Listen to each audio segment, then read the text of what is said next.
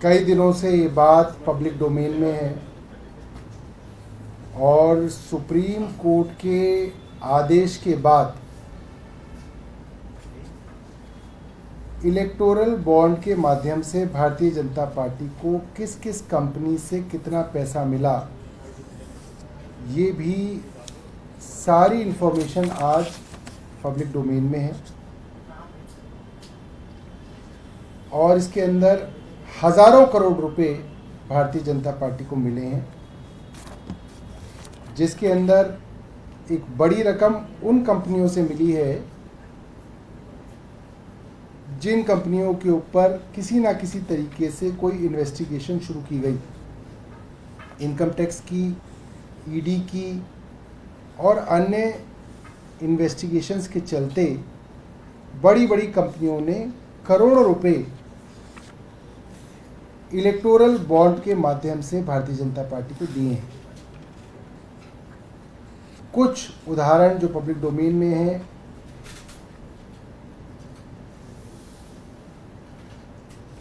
Future gaming ने 152 करोड़ रुपए Bharatiya Janata party को दिए हैं। मेगा कंस्ट्रक्शन ने भारतीय जनता पार्टी को 454 करोड़ रुपए दिए हैं। और ये तब है जब उनके ऊपर और उनकी कंपनी के ऊपर इनकम टैक्स के छापे पड़े हैं। हल्दिया एनर्जी लिमिटेड के ऊपर इनकम टैक्स की, माफ़ कीजिएगा, सेंट्रल ब्यूरो ऑफ इन्वेस्टिगेशन की इन्वेस्टिगेशन चल रही है 2020 से। उन्होंने भारतीय जनता पार्टी को करीब 377 करोड़ रुपए डोनेट किए हैं। इसी तरीके से कई सारी कंपनियों के नाम पब्लिक डोमेन में हैं जिनके ऊपर छापे पड़े और उसके बाद उन्होंने भारतीय जनता पार्टी को इलेक्टोरल बॉन्ड के माध्यम से करोड़ों रुपए दिए। मसलन हेटेरो ग्रुप ऑफ कंपनीज के ऊपर इनकम टैक्स द्वारा 2019 के अंदर छापा पड़ा, कैश बरामद हुआ और इस कंपनी ने भी भारतीय जनता पार्टी को करीब 60 करोड़ रुपए के इलेक्टोरल बॉन्ड दिए। Shirdi Sai electricals income tax छापा पड़ा दिसंबर 2023 में, जनवरी 2024 में इलेक्टोरल बॉन्ड खरीदे। डॉक्टर रेड्डी के यहाँ इनकम टैक्स छापा पड़ा 2023 में नवंबर में, और उसी के कुछ दिनों बाद नवंबर में इन्होंने भी इलेक्टोरल बॉन्ड खरीदे।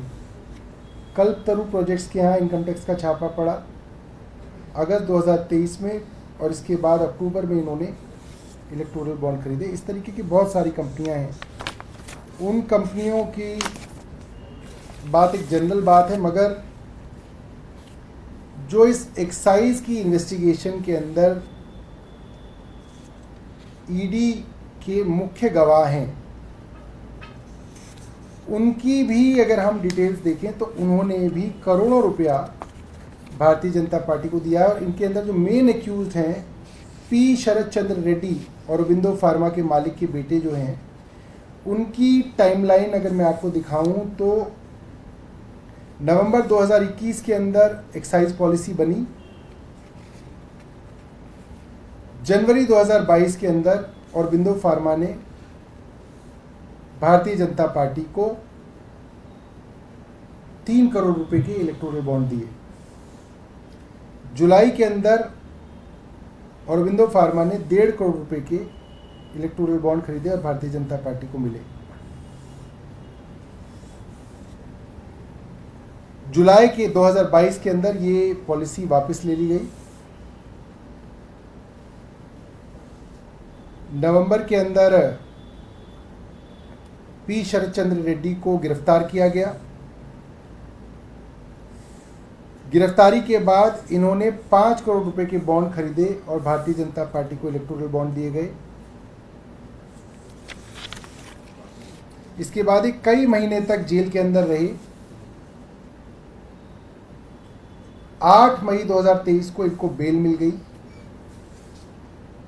2 जून 2023 को ये अप्रूवर बन गए और 8 नवंबर 2023 को इनकी कंपनियों ने करीब 50 करोड़ रुपए भारतीय जनता पार्टी को दिए।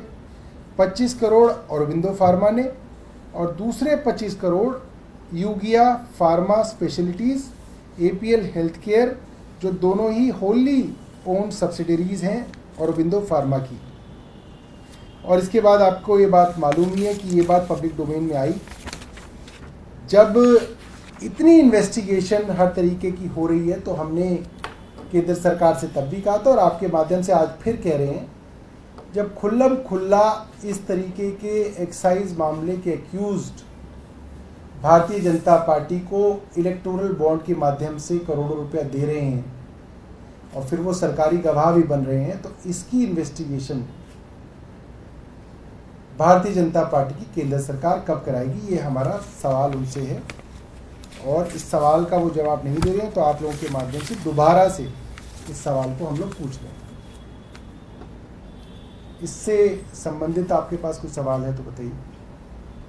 इस मामले में जो गवाह हैं, क्या उनके खिलाफ आप कह रहे हैं कि कार्रवाई होनी चाहिए या इस मामले में जांच होनी चाहिए कि क्या कनेक्शन? इस मामले की पंकज जी जांच होनी चाहिए कि ये जो प्रमुख आरोपी थे, जो आज प्रमुख गवाह बन गए हैं, इन्होंने भारतीय जनता पार्टी को जो पैसा दिया, इस बात की जांच होनी चाहिए। आम आदमी पार्टी को जो मामला चल रहा है, तो आम आदमी पार्टी को भी पार्टी बनाया गया, 12 जुलाई की सुनवाई होनी है, सीएम को भी उसमें पेश होना है, क्या कुछ उम्मीद है आपको? मैं यही तो आपको बता रहा हूँ कि आम आदमी पार्टी को तो बिना किसी सबूत के, बिना किसी पैसे की रिकवरी के, बिना किसी मनी ट्रेल के आरोपी बना रही है ईडी। और जहां पे मनी ट्रेल स्थापित है, साफ साफ दिख रहा है कि इस तरीके से इन्होंने करोड़ों रुपया भारतीय जनता पार्टी को दिया। भारतीय जनता पार्टी को कब आरोपी बनाया जाएगा, यही सवाल है।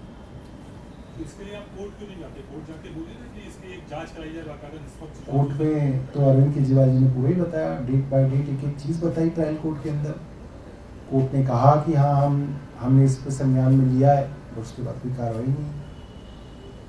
ये दूसरा मामला आपकी जो पूर्व मंत्री है राजेंद्र पाल गौतम बीजेपी में चले गए, बसपा में ज्वाइन किया था उन्होंने, लेकिन आपकी सीटिंग एमएलए करतार दौर भी लेके गए। अब देखिए, आप पुरानी बातें याद दिला रहे हैं।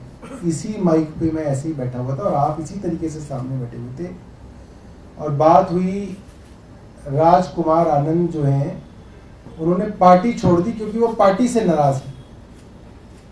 और मैंने आपको बोला था कुछ नहीं है, उनके ऊपर जांच चल रही है, ये सबको मालूम है, जांच का दबाव है, ये सबको मालूम है।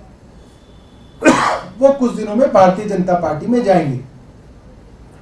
और आपको याद होगा उन्होंने बोला कि देखिए वे मेरे को ऐसा बोल रहे हैं, मैं दलित हूं इसलिए मेरे ऊपर ये आरोप लगाए जा रहे हैं, मैं कमजोर नहीं हूं, दलित कमजोर नहीं होते। और मैं ये 100% कहता हूं कि दलित कमजोर नहीं होते, क्योंकि दलितों ने ही भारतीय जनता पार्टी को उसकी जगह 250 से कम की दिखाई, वो दलितों ने ही दिखाई। ये बाबा साहब के संविधान की ताकत है। मगर उनके नाम पे जो राजकुमार आनंद जी राजनीति कर रहे थे, आज उनका पर्दा जो है फाश हो गया। आज वो भारतीय जनता पार्टी में चले गए, उन्हें वहीं जाना था।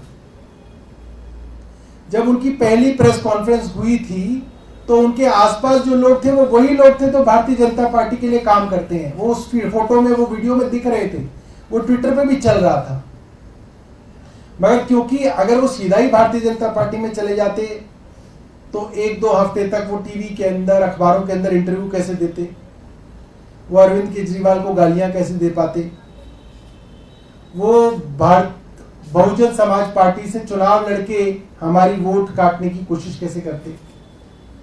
तो इसीलिए जो है भारतीय जनता पार्टी का भी ट्रेंड है, वो इस तरीके से माहौल बनाते हैं कि साहब देखिए इनकी पार्टी से कोई इतना नाराज था इसलिए उसने पार्टी छोड़ दी, वो कहीं और नहीं जा रहा, वो सिर्फ नाराज है, वो घर बैठेगा इसलिए उसने पार्टी छोड़ दी। तो जो नाराज था और जो घर बैठा था वो सिर्फ चुनाव तक के लिए घर बैठा था, क्योंकि उनको बसपा से चुनाव लड़वाना था और उनको चुनाव लड़वाया और अब वो चुनाव लड़के हार गए, जमानत जब्त करा ली, अब वो जो है भारतीय जनता पार्टी में आ जाएंगे। बाकी नेता हैं तंवर या एक आपके पार्षद भी हैं, खिलाफ भी कुछ ऐसे आपको लग रहा है कि ऐसे कोई मामला रहा होगा? अब देखिए, मैंने तो राजकुमार आनंद जी के विषय में भी कोई गलत बात नहीं कही थी, वे ही थोड़ा ज्यादा परेशान हो गए थे। मैं करतार सिंह तंवर जी के बारे में भी कोई बुरी बात नहीं कहूंगा, हमारे कुलीग रहे हैं। अभी 2 घंटे पहले तक हमारे कुलीग थे, मेरे आदरणीय साथी विधायक थे। मैं ये समझता हूं कि भारतीय जनता पार्टी ने इस देश की राजनीति को इतना गंदा कर दिया है कि अब किसी भी राजनीतिक आदमी को आप आम ट्विस्ट करके उससे कुछ भी कराने के लिए जो है उसको आमादा कर देते हैं। हम सबको मालूम है 2016 में भाई करतार के यहाँ इनकम टैक्स का छापा पड़ा। उसी भारतीय जनता पार्टी की केंद्र सरकार के इनकम टैक्स डिपार्टमेंट ने कहा कि unaccounted cash worth 130 crore found. 130 crore का अनअकाउंटेड कैश पाया गया। ये मैंने नहीं कहा, ये केंद्र सरकार के इनकम टैक्स ने कहा। अब जाहिर सी बात है, वो तलवार जो है वो उसके ऊपर लटका के रखते हैं, उनके ऊपर भी वो तलवार लटकी हुई होगी। और मुझे लगता है कि किसी ना किसी दबाव के चलते आदमी जो है वो कहता है कि यार कब तक जो है इनकम टैक्स वालों के चक्कर काटे जाए, कब तक जो है अपनी जूतियां घिसी जाएं। टेंशन होती है, आदमी के परिवार में पूरी समस्या होती है। रोज रोज इनकम टैक्स बुलाता है, फिर ये भी होता है कि आज इनकम टैक्स में है, ये मामला इनकम टैक्स से ईडी में दे देंगे। बड़ा आसान है इनकम टैक्स से ईडी में देना, काफी दोनों का मेलजोल रहता है। फिर ईडी में दे देंगे तो फिर बंद कर देंगे तो महीनों अंदर रहना पड़ेगा। कौन जो है सामान्य आदमी जो है इस सब के अंदर चक्कर में पड़ेगा? घर में परिवार है, बीवी है, बच्चे हैं, पोते पोतियां हैं, क्या क्या है। तो आज देश की राजनीति जो है आज बहुत गंदी राजनीति कर दी है भारतीय जनता पार्टी ने, और इस तरीके से विपक्ष को खत्म करने की कोशिश की जा रही है कि विपक्ष को इतना कमजोर कर दिया जाए कि देश के अंदर लोगों की आवाज उठाने वाला कोई ना रह जाए। सिलेंडर के दाम बढ़ते हैं तो लोग कोई ना आवाज उठाएंगे, विपक्ष उठाएगा उनके लिए आवाज। नीट का पेपर लीक हो गया, इसकी आवाज कौन उठाएगा? जनता बेचारी कहां उठाएगी आवाज? विपक्ष उठाएगा उसकी आवाज जो है संसद के अंदर, विपक्ष उठाएगा उसकी धरना देके आवाज।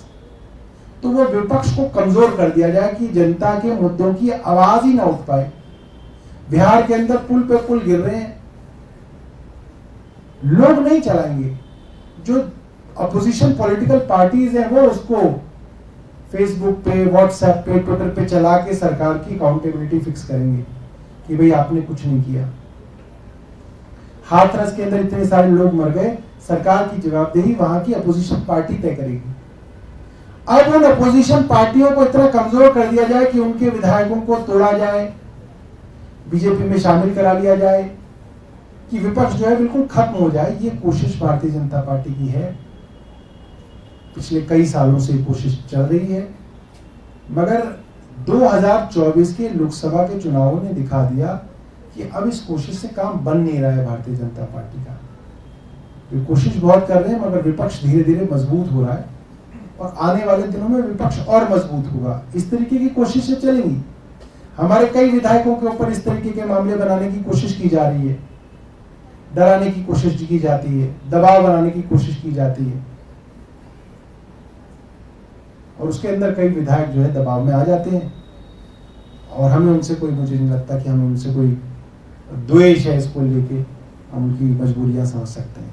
अगर ये जो इसके पहले शराब नीति वाला मामला था उसमें कुछ बयान सामने आए हैं। अरविंद केजरीवाल ने जो बयान दिए हैं पूछताछ के दौरान कि जो ग्रुप ऑफ मिनिस्टर था उन्होंने कोई डिटेल शेयर नहीं की थी उनके साथ, और ये भी कहा गया कि जो विजय नायर हैं वो आपके अंडर काम करते थे, आतिशी के अंडर काम करते थे। तो इस तरह के बयान सामने आए, इस पर आपकी क्या प्रतिक्रिया है?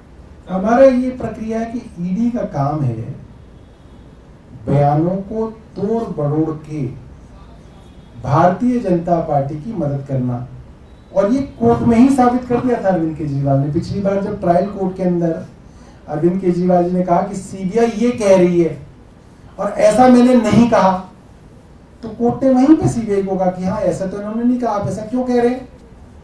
तो ये ये सीबीआई इसलिए कह रही है ताकि आप ये बात टीवी पे चलाएं, ताकि कुछ लोग इसको अखबार में लिखें और ऐसा लगे कि जो सीबीआई कह रही है वो शायद अरविंद केजरीवाल जी ही कह रहे हैं, और इसके अंदर तो बहुत गड़बड़ है। यही बड़ी समस्या है कि आज इन्वेस्टिगेटिंग एजेंसी एक पॉलिटिकल टूल बन गई है, वो राजनीति करने के लिए जो है भारतीय जनता पार्टी का एक हथियार बन के रह गए हैं। यही बहुत बड़ी समस्या है।